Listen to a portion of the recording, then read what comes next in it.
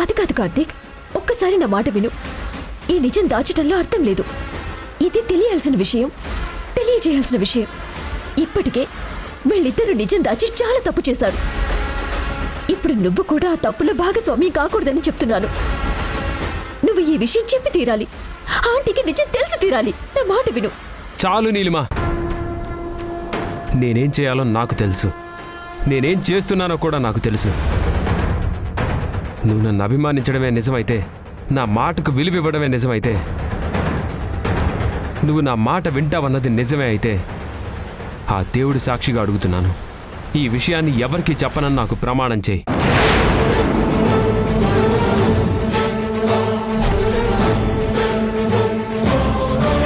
ఏంటి నీలిమ ఆలోచిస్తున్నావు? నీకు పెళ్లి చేస్తానని అమ్మ చెప్తే నా ఇష్టం అన్నావు. నేను ఎవరిని సెలెక్ట్ చేస్తే వాళ్ళతోనే తల ఉంచుకొని తాళి కట్టించుకుంటానన్నావు. ఒక స్నేహితురాలుగా నువ్వు నాకు అంత విలువిచ్చావన్నది నిజమే అయితే, మా కుటుంబం బాగుండాలని నువ్వెప్పుడు కోరుకుంటానని మాతో చెప్తూనే ఉంటావు కదా. ఇప్పుడు ఆ కుటుంబం బాగు కోసమే నేను అడుగుతున్నాను. ఈ నిజం బయట పెట్టడం వల్ల ఇంట్లో ఇబ్బందులే తప్ప జరిగేదేముండదు. అందుకే నువ్వు మా మనిషివే అయితే, మా మంచి కోరుకునే మనిషివే అయితే, నీలో నిజంగా ఏ స్వార్థం లేదు అంటే ఈ నిజాన్ని ఇక్కడే సమాధి చేస్తానని నాకు మాటివ్వు. సరే కార్తీక్, నీకు మీ అమ్మగారంటే ఎంత ఇష్టమో నువ్వంటే నాకు అంత ఇష్టం. నీ మాటే నాకు శాసనం. నువ్వు చెప్పిన మాటని నేను ఎప్పటికీ చెబుతాటను.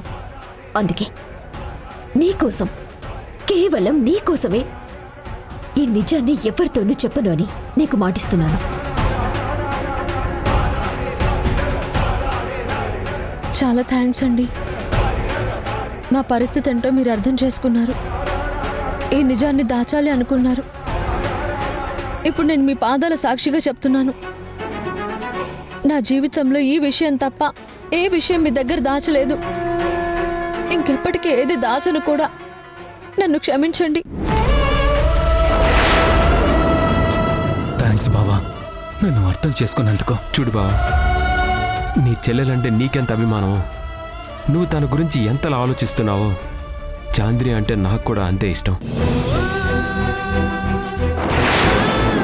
నా రక్తం పంచుకొని పుట్టిన నా చెల్లెలంటే నాకు అంతకన్నా ప్రాణం. తన గురించి ఆలోచించే, తను బాధపడకూడదని ఆలోచించే, తనకు ఏమీ కాకూడదని ఆలోచించే నేను ఈ నిర్ణయం తీసుకున్నాను. చెప్పాను కదా, మీ కుటుంబం అంటే నాకు అంత ఇష్టమని, నా చాంద్రి అంటే నాకు అంత ప్రాణమని. నా ప్రాణాన్ని నేనెందుకు బాధ పెడతాను? ప్రాణంగా చూసుకుంటానని నేను నీకు మాటిస్తున్నాను.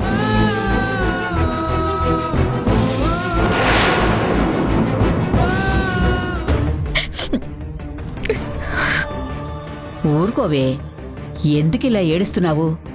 నువ్విలా బాధపడతావని నా మనవడు నీ దగ్గర ఈ విషయం చెప్పుండడు. వాడికి ఏ దెబ్బ తగలేదు కాబట్టి ఈ విషయాన్ని మన దగ్గర దాచాడు.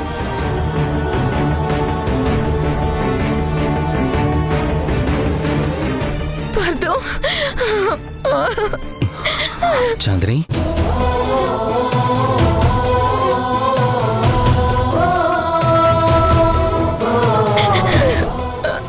చాందిని, ఏం జరిగింది? ఎందుకు ఇలా బాధపడుతున్నావు? చాలే పార్దు, నువ్వు చెప్పినంత మాత్రాన నిజం తెలియకుండా పోతుందా? నువ్వు నా దగ్గరకు వచ్చినంత మాత్రాన జరిగిన యాక్సిడెంట్ మాకు తెలియదు అనుకున్నావా? కార్కి యాక్సిడెంట్ అయిందంట కదా, ఏ విషయం నా దగ్గర ఎందుకు దాచావు? నేనంత పరాయిదాన్ని అయిపోయానా? నాకెందుకు చెప్పలేదు పార్దు? పర్లేదు చాందిని, పార్థుకి దెబ్బలేం తగలేదు కదా. అయినా నీకు ఇప్పుడు ఈ విషయం ఎలా తెలిసింది? అదేంటే అలా అడుగుతున్నావు? అంటే ఈ విషయం నీకు ముందే తెలుసా? నా మనవడంటే చెప్పలేదు, మరి నీ బుద్ధి ఏమైంది? నువ్వెందుకు చెప్పలేదు? నేను చెప్పాను కదా ఊర్మిళ, ఇది గుంటనక్క, ఈ ఇంట్లో గోతులు తవ్వుతూనే ఉంటుందని. మీరే నా మాట వినలేదు. లేదు బామ్మ, నేనే ఎవరికీ చెప్పలేదు. ఇదిగో చెప్తే చాంద్రి ఇలా భయపడుతుందనే నిజాన్ని దాచాను.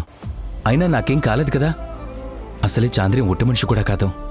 నాకు జ్వరం వచ్చినా తట్టుకోలేని నా భార్య నా కార్ యాక్సిడెంట్ అయిందంటే ఎంత భయపడుతుందో నాకు తెలుసు.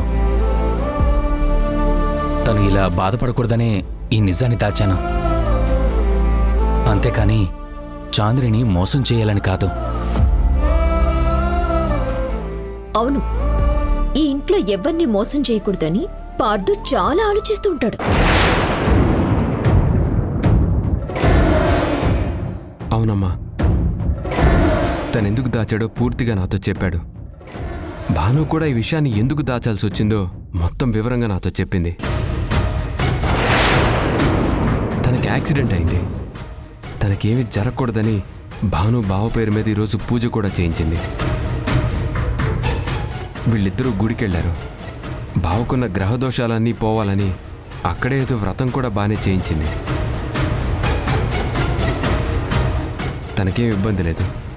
ఇంకా ఈ ఇంటి గురించి కూడా వీళ్ళిద్దరూ బాగానే ఆలోచిస్తున్నారు. బాబు పార్థు, నా కూతురికి ఒక మంచి భర్త వచ్చాడనుకున్నాను. కానీ ఈరోజు తెలిసింది దేవుళ్ళంటి భర్త వచ్చాడని.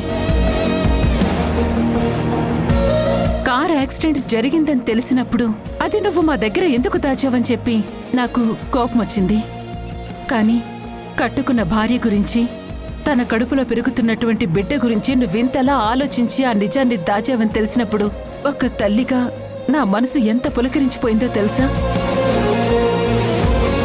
నా కూతురు ప్రేమించింది ఒక దేవుళ్ళంటి మనిషిని. ఈ పెళ్లి చేసి మేవెంతో మంచి పని చేశాం. ఈ పెళ్లి జరగడానికి కారణం నా కోడలు. ఆగిపోతుందనుకున్న ఈ పెళ్లిని తనే పట్టుబట్టి మరీ జరిపించింది.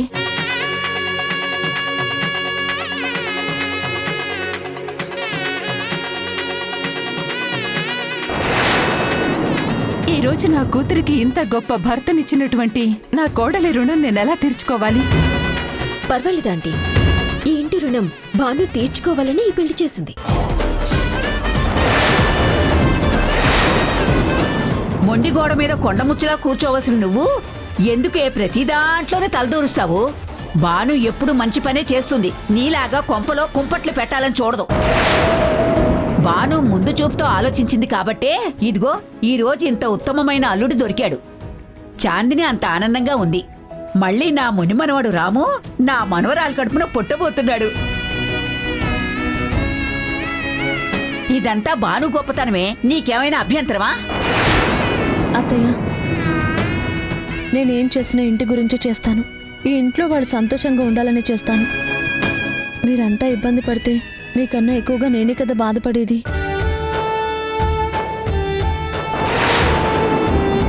నా కుటుంబాన్ని బాధ పెట్టే పని నేనెప్పటికీ చేయను. ఇది మీరందరూ అర్థం చేసుకుంటే చాలు. ఏంటమ్మా ఇది? నువ్వు తప్పు చేస్తావా? నీ వల్ల తప్పు జరుగుతుందా? అది కల్లో కూడా జరగని పని.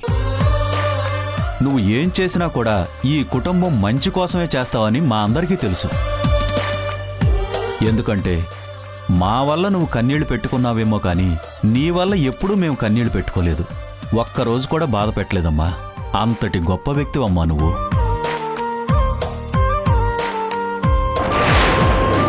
నా కొడుకు అదృష్టం. నువ్వు మా ఇంటి కోడలుగా వచ్చావు. నా కూతురు అదృష్టవంతురాలు. ఇంత గొప్ప వ్యక్తిని తనకు భర్తగా తీసుకొచ్చావు. నిజానికి మేమందరం నీకు రుణపడి ఉన్నామమ్మా. బాబు పార్థు, నిన్ను కన్న తల్లిదండ్రులు చాలా గొప్పవాళ్ళు.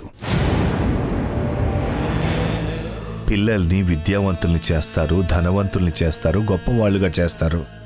కానీ గొప్ప మనసుతో పెంచామా లేదా అని మాత్రం ఆలోచించరు. నీకు అలాంటి సంస్కారాన్ని నేర్పించారు.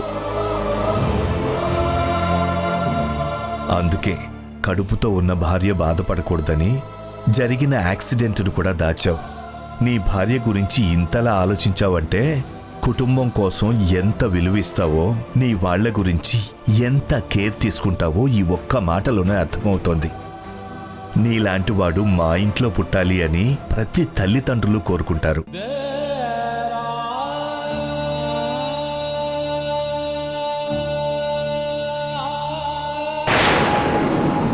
బాబు, నువ్వు వరసకే కొడుకైనప్పటికీ నువ్వు చేసిన పని గురించి ఆలోచిస్తుంటే నా ఆనందం అంతా ఇంత కాదు బాబు. అదే కన్న కొడుకువయ్యుంటే ఎంత ఆనందించేవాణ్ణో చెప్పలేను. బావుండయ్యా, బావుండు. పార్థు నీ కొడుకే వాసుదేవరావు. ఈ నిజం ఏ రోజు బయట పెట్టిద్దామనుకున్నాను. కానీ బయట పెట్టనివ్వకుండా కార్తీక్ నా చేతులు కట్టిపడేశాడు. మళ్ళీ కథ మొదటికే తీసుకొచ్చాడు. సర్లే, అయిందేదో అయిపోయింది. ఆ రోజు ఆ యాక్సిడెంట్ జరగాలనుంది, జరిగింది. నా మనవడికి ఏమీ కాకుండా బయటపడ్డాడు. చిన్న చిన్న గ్రహదోషాలు ఏమైనా ఉన్నా పోవడానికి ఇవాళ బాను పూజ చేసింది. దీంతో ఉన్న దోషాలన్నీ పోయుంటాయి. ఇంకెప్పుడు ఈ కుటుంబం సంతోషంగా ఉంటుంది. కాబట్టి ఉండండి, మీ ఇద్దరి జంటలకి దిష్టి తీస్తాను. ఏ దుష్టకళ్ళు మీ మీద పడినా ఆ దిష్టి కూడా పోతుంది. ఉండండి, వస్తాను. బాబు, మీరిద్దరు ఇలా నిలబడండి.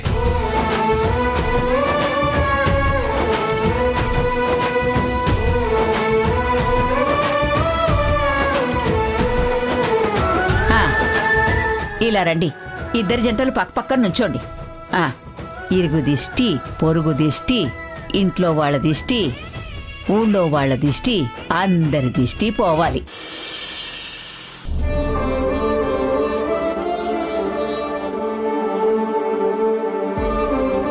ఏంటత్తయ్య, ఇంకా నిద్రపోలేదా? లేదు భాను, నిద్ర రావడం లేదు. ఏవేవో ఆలోచనలు మనసులో తిరుగుతున్నాయి. అవి ఇవి అని చెప్పే పరిస్థితి లేదు. కానీ ఎందుకో కంటి మీద రెప్ప మాత్రం పడ్డం లేదు.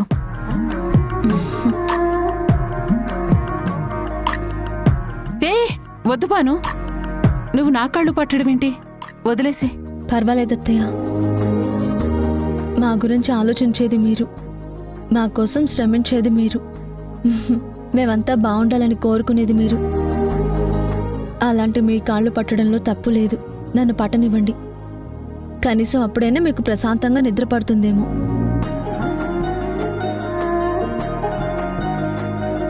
అమ్మా, ఏనాన్నా, నాతో ఏదైనా మాట్లాడాలా? రా, కూర్చో.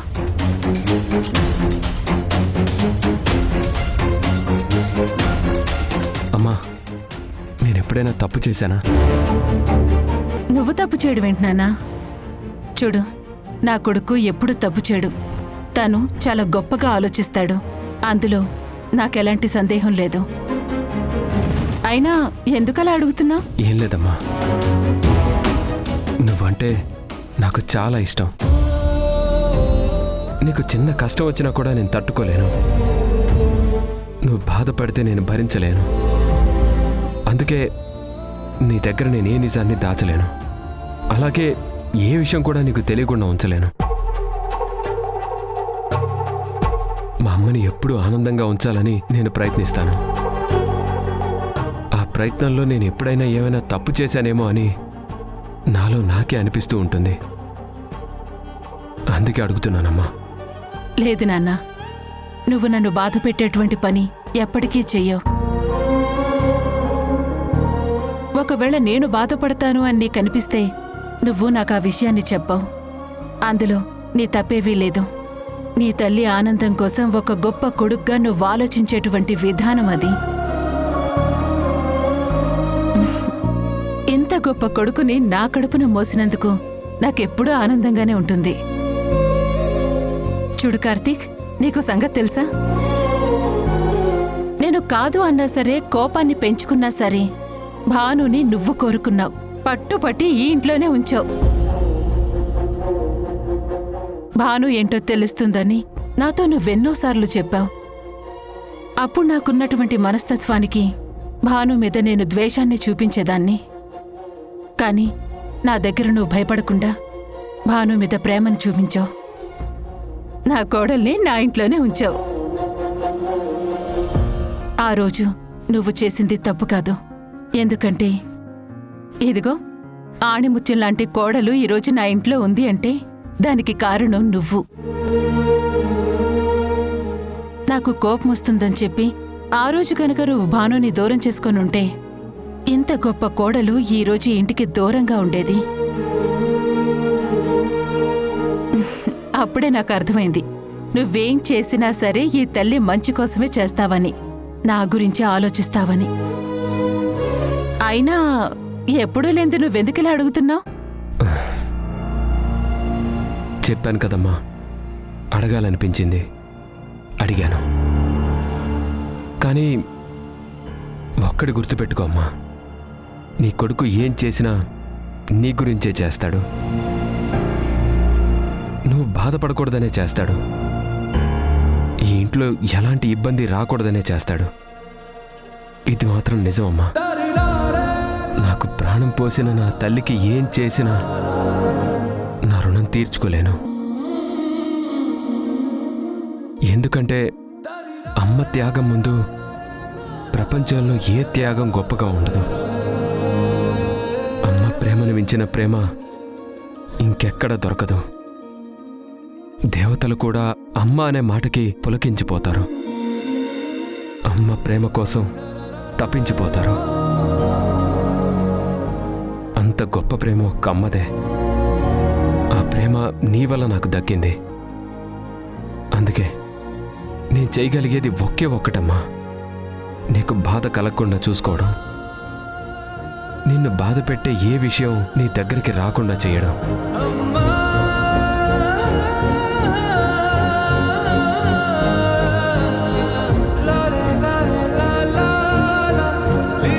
చూసావా భాను, నా కొడుక్కి నేనంటే ఎంత ప్రేమో.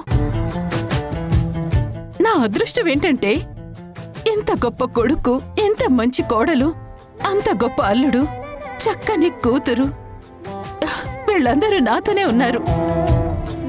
అంతకు మించి ఇంక నాకేం కావాలి చెప్పు? నా ఆనందానికి ఇక లోటే ఉంది చెప్పు.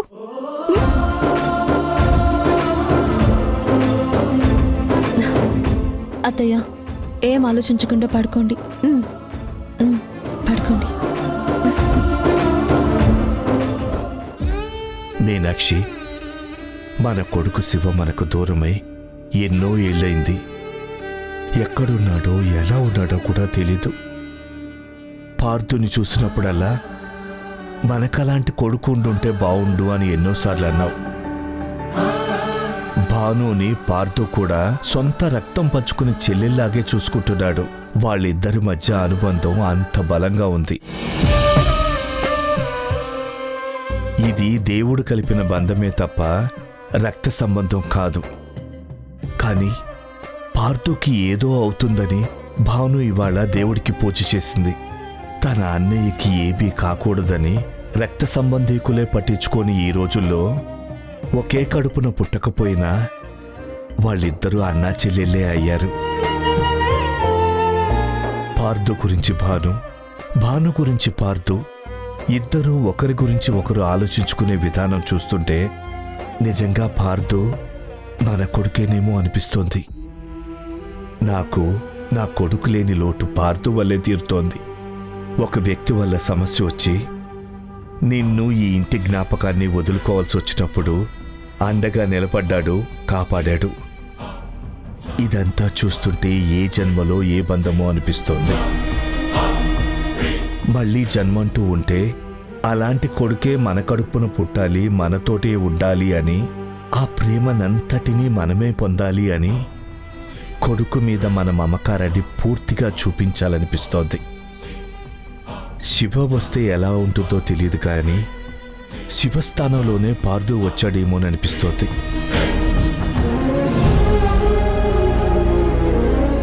పార్థు, నన్ను క్షమించు పార్థు. నేను అనవసరంగా అపార్థం చేసుకున్నాను. నీ ప్రేమను అర్థం చేసుకోలేకపోయాను. నీ విషయంలో తొందరపడినందుకు ఐఎమ్ రియలీ సారీ. ఇప్పుడు ఏమైందని ఎందుకు ఇలా మాట్లాడుతున్నా? యాక్సిడెంట్ గురించి నువ్వు నాకు చెప్పకపోయేసరికి నేనెంత బాధపడ్డానో తెలుసా? నువ్వు ఎందుకు దాచావా అని నాలో నేనే ఎంతో అనుకున్నాను. కానీ నా మంచి కోసమే, నేను బాధపడకుండా ఉండడం కోసమే ఆ విషయం దాచావని తెలిసాక నీ మీద ప్రేమ మరింత పెరిగింది. కానీ ఒకటి పార్థు, నీకెలాంటి సమస్య వచ్చినా, అది ప్రాణాంతకమైన సమస్య అయినా సరే, నా దగ్గర మాత్రం దాచుకో. దయచేసి ఇంకెవరి ద్వారానో తెలిస్తే నేను తట్టుకోలేను పార్థు. ఏదైనా సరే నువ్వు చెప్పు. నువ్వు నా పక్కనున్నావన్న ధైర్యమే నన్ను ఆ సమస్యను తట్టుకునేలా చేస్తుంది.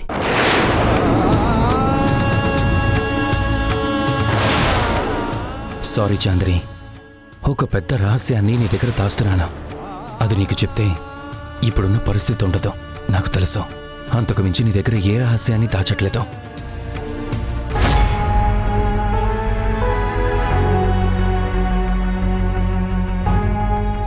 ఏంటండి ఏదో ఒంటరిగా ఆలోచిస్తున్నారు? జీవితం ఎంత విచిత్రమైంది కదా భాను. మన అనుకున్న వాళ్ళ గురించి మనకన్నీ తెలుసు అనుకుంటాం, వాళ్ళ మనసు కూడా చదివేశామేమో అనుకుంటాం, వాళ్ళు చేసే ప్రతి చర్య మనకి తెలుస్తుంది అనుకుంటాం. కానీ అదంతా భ్రమ అని, మనసును చదవడం అంత సులువు కాదని తెలిసినప్పుడు ఆలోచనలు ఎలా ఉంటాయో ఆలోచిస్తేనే తెలుస్తుంది. ఇంత పెద్ద రహస్యాన్ని మీ మనసులో మీరు దాచుకున్నారు. నేను వేడుకుంటే నన్ను కరుణించారు, నా మాటకి విలువిచ్చారు. ఈ నిజాన్ని బయటకు చెప్పొద్దు అని నీలిమ దగ్గర కూడా మాట తీసుకున్నారు. మరి అంత మంచిగా ఆలోచించే మీరు, అంత గొప్ప మనసున్న మీరు ఇప్పుడెందుకండి ఇలా ఆలోచిస్తున్నారు? అంటే ఈ రహస్యాన్ని రహస్యంగా ఉంచుతున్నందుకు తప్పేమైనా చేస్తున్నానన్న ఫీలింగ్లో ఉన్నారా? నీకెందుకు అలా అనిపించింది? మీ తీరలా అనిపిస్తోందండి. నేను తప్పు చేస్తున్నానని మీరు గిల్టీగా ఫీల్ అవుతున్నట్టుగా మీ మాటల్లో, మీ ప్రవర్తనలో కనిపిస్తోంది. అంటే మీకే తెలియకుండా మీ మనసులో లోపల ఎక్కడో ఆ ఫీలింగ్ ఉన్నట్టుంది. నాతో నిజం చెప్పండి, మీకు ఆ ఫీలింగ్ ఉందా?